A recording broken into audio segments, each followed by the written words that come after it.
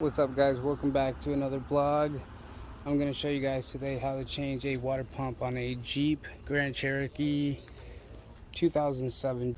Alright, so this is going to be a 15 millimeter, and then you're going to go ahead and take the tension off, let go of the belt, and then you're going to go ahead and just remember how this damn thing goes. Some of them have a diagram up here or down here, but this Jeep doesn't have a diagram. So then you're going to go ahead, and then there's going to be 1, 2, 3, 4, 5, 6, 7, 8.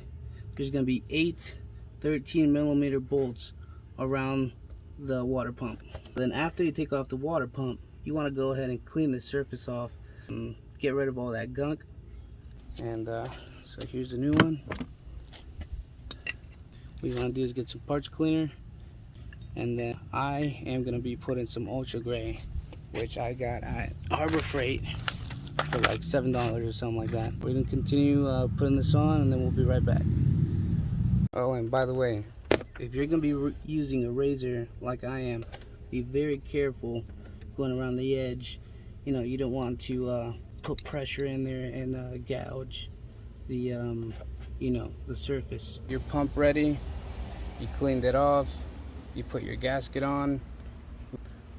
You go down here, and you want to go ahead and put some silicone. Oh, perfect. So now, you're going to go ahead and get your long bolts first.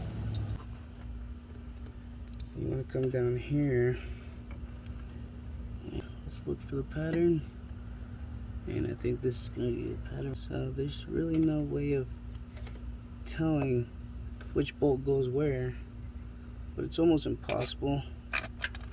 You know, once you feel like it's all the way deep in there, that's how you know it's the right one. Like this one right here, that's too short. So then, let's try it out up here.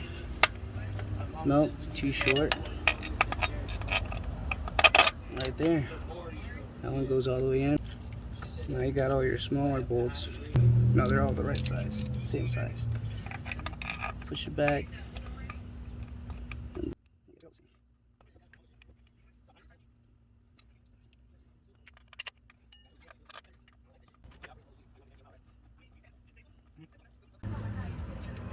Oh yeah. Hand tight.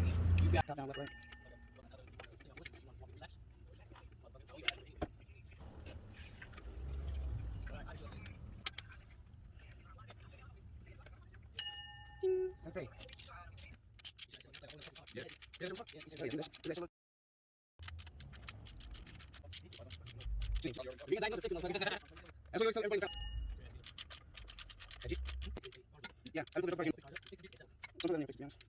But yeah, after you got everything put together, start bleeding it.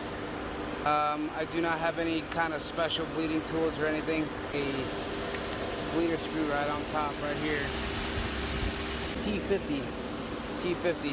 And so what I'm doing is I'm slowly letting the air out. You can see the bubbles. So we're gonna go ahead and keep on doing that over and over again.